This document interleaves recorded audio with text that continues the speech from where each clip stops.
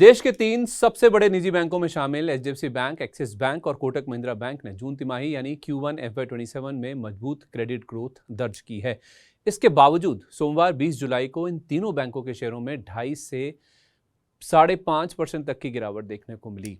इस गिरावट के चलते तीनों बैंकों का मिलाकर देखें तो मार्केट कैप करीब 91,000 करोड़ रुपए कम हो गया। सबसे बड़ा नुकसान एचडीएफसी बैंक को हुआ, जिसका मार्केट कैप करीब 70,000 करोड़ रुपए कम हो गया, जबकि एक्सिस बैंक का मार्केट कैप 15,000 करोड़ रुपए और कोटक महिंद्रा बैंक में भी करीब 6,000 करोड़ रुपए के आसपास की कमी देखने को मिली। तो आखिर इन तीनों बैंकों के नतीजों में ऐसी क्या चिंता थी जिससे बाजार को ज्यादा निराशा हुई? क्या इन तीनों बैंकों के नतीजों में कोई कॉमन फैक्टर था जिसने निवेशकों का मूड बिगाड़ने का काम किया? आईसीआईसीआई बैंक के नतीजों में क्या अपवाद था कि शेयर 1% से ज्यादा की मजबूती के साथ बंद हुआ? और इन नतीजों के बाद ब्रोकर्स इन शेयरों पर क्या राय दे रहे हैं?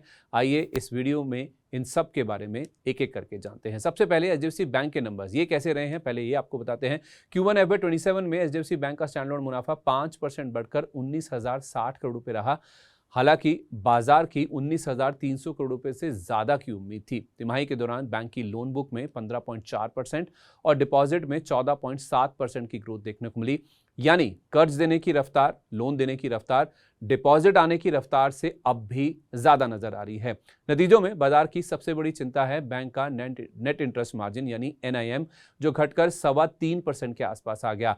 पेरेंट कंपनी एचडीएफसी लिमिटेड के साथ मर्जर के बाद से मार्जिन पर लगातार दबाव बना हुआ है और अब ये रिकॉर्ड निचले स्तर पर पहुंच गया है। यही नहीं, बैंक की एसेट क्वालिटी यानी ग्रॉस और नेट एनपीए में भी तिमाही आधार पर बढ़ोतरी देखने को मिली है।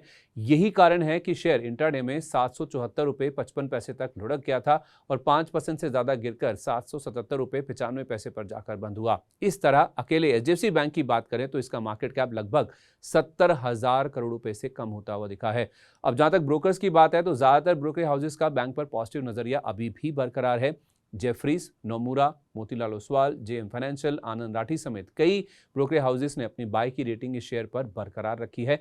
उनका मानना है कि मार्जिन पर दबाव अस्थायी है यानी कि टेम्पोरेरी है और FY27 की दूसरी छमाही से सुधार देखने को मिल सकता है। कई ब्रोकरेज हाउसेस को मौजूदा स्तरों से शेयर में 20 से 28% तक की संभावित अपसाइड की उम्मीद अभी भी नजर आ रही है। दूसरा नाम है एक्सिस बैंक का। पहले इनके नंबर्स की बात कर लें, फिर ब्रोकर्स की रिपोर्ट की बात करेंगे। Q1 FY27 में एक्सिस बैंक ने 22.5% की बढ़ोतरी के साथ 7,114 करोड़ रुपए का मुनाफा दर्ज किया, जो कि करीब 6,900 करोड़ रुपए के अनुमान से काफी ज्यादा है। तिमाही के दौरान बैंक ने 18.8% की क्रेडिट ग्रोथ हासिल करी, यानी कि लोन ग्रोथ बहुत मजबूत थी, जो कि सारे निजी बैंकों में देखें तो सबसे ज्यादा मजबूत रही है। इसके बावजूद शेयर 5% से ज्यादा गिरकर बंद हुआ सोमवार के सेशन में। बाजार की सबसे बड़ी चिंता इस बैंक को लेकर है NIMs यानी कि मार्जिन में जो तेज गिरावट देखने को मिली है और फ्यूचर में जो प्रॉफिटेबिलिटी को लेकर कंसर्न्स हैं वो भी शेयर को काफी ज्यादा डॉन्ट करते हुए नजर आए। कम लागत वाले जो कासा डिपॉजिट्स हैं उन पर दबाव, फंडिंग कॉस्ट बढ़ने से मार्जिन में कमी देखने को मिली है। तिमाही आधार पर बैंक के जो मार्जिन है उसमें 16 बेसिस पॉइंट की कमी देखने को मिली। मार्च तिमाही में 3.62% के मुकाबले जून में इनका मार्जिन घटकर 3.46% पर आ गया है। इस उधेड़ बुन में एक्सिस बैंक के शेयर में 5% से ज्यादा और मार्केट कैप में करीब 15,000 करोड़ रुपए की कमी देखने को मिली है। अब ब्रोकिंग हाउसेस की बात करें तो नतीजों के बाद एक्सिस बैंक पर मिलीजुली राय ब्रोकर्स की देखने को मिली है।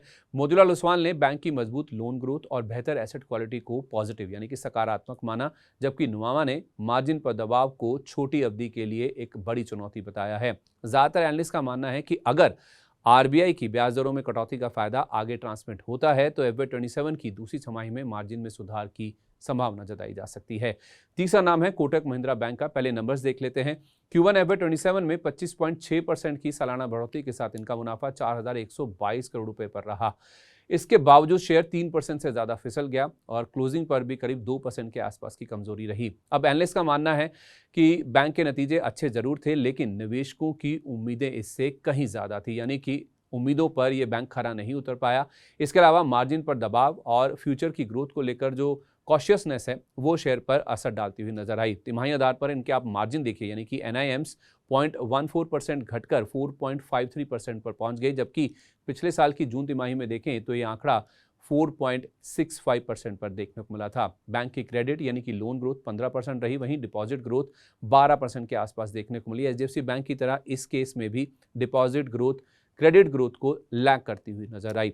अब ब्रोकर्स की बात करें तो मोतीलाल ओसवाल समेत कई ब्रोकर हाउसेस ने बैंक की मजबूत बैलेंस शीट और जो कैपिटल पोजीशन है उसकी सराहना की है, लेकिन छोटी अवधि में एनआईएम्स रिकवरी की रफ्तार पर नजर रखने की भी सलाह दी जा रही है।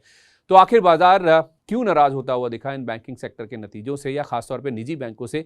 तो बैंकिंग सेक्टर में इस बार निवेशकों का फोकस सिर्फ क्रेडिट ग्रोथ या लोन ग्रोथ नहीं है, बल्कि प्रॉफिटेबिलिटी पर भी था। तीनों बैंकों की लोन ग्रोथ तो अच्छी थी, लेकिन बढ़ती फंडिंग कॉस्ट, घटते एनआईएम और कासा रेशो पर दबाव ने निवेशकों का भरोसा कमजोर किया है। ब्रोकरेज रिपोर्ट्स के मुताबिक एचडीएफसी बैंक का मुनाफा अनुमान से कमजोर रहा, वहीं एक्सिस बैंक में मार्जिन सबसे ज्यादा दबाव में रहे और कोटक बैंक अच्छे नतीजों के बावजूद उम्मीदों पर पूरी तरह से खरा नहीं उतर पाया। इन सब के बीच में अगर किसी ने स्टैंड आउट किया या फिर आउट परफॉर्म किया, वो है आईसीआईसीआई बैंक। क्यों ये एक्सेप्शन के रूप में सामने आया? देखिए, प्राइवेट बैंकों के नतीजों के बाद एक दिलचस्प बात ये रही है, जहां तीनों निजी बैंक गिरकर बंद हुए, वहीं एक्सिस बैंक का शेयर आउट परफॉर्म करके करीब 1% के आसपास की मजबूती के साथ बंद होता हुआ दिखा। इसकी वजह मजबूत एनआईएम, बेहतर एसेट क्वालिटी और कमाई में अनुमान से बेहतर प्रदर्शन है। यही कारण है कि निवेशकों ने आईसीआईसीआई बैंक को सेक्टर का पसंदीदा बैंक माना है और ये मजबूती के साथ बंद होने में कामयाब रहा। अब एक्सपर्ट्स की माने तो एसआर वेल्थ के फाउंडर लोकेश सेठिया जी का मानना है कि सोमवार की गिरावट के बावजूद एचडीएफसी बैंक के वैल्यूएशन सस्ते नहीं हैं। भले ही 750 से 760 के करीब एचडीएफसी बैंक के लिए अच्छा सपोर्ट लेवल है, लेकिन अगर कोई निजी बैंकों में मौके तलाश रहा है, खरीदारी करनी है, तो एचडीएफसी बैंक को छोड़ दीजिए, आईसीआईसीआई बैंक में खरीदारी करके चलिए, यहां आपको ज्यादा मुनाफा बन सकता है। तो अब अगर आप आउटलुक की बात करें निजी बैंकों के, तो एनालिस्ट का मानना है कि मौजूदा कमजोरी के बावजूद भारतीय बैंकिंग सेक्टर की क्रेडिट ग्रोथ 13 से 15% के आसपास बनी रह सकती है। अगर आने वाली तिमाहियों में फंडिंग कॉस्ट घटती है, एनआईएम्स स्थिर होने लगते हैं, तो एचडीएफसी बैंक, एक्सिस बैंक और कोटक महिंद्रा बैंक, जिनमें बड़ी गिरावट आई है, उनमें फिर से एक वैल्यू बाइंग देखने को मिल सकती है। फिलहाल बाजार का संदेश साफ है कि सिर्फ लोन ग्रोथ नहीं, बल्कि मार्जिन और प्रॉफिटेबिलिटी भी शेयरों की अगली चाल तय करती हुई नजर आएंगी। इस वीडियो में आज के लिए बस इतना ही। अगर आपको ये वीडियो अच्छा लगा है तो लाइक और शेयर जरूर करें और मनी 9 के यूट्यूब चैनल को सब्सक्राइब करना ना भूलें। मैं आपसे विदा ले रहा हूं। नमस्कार।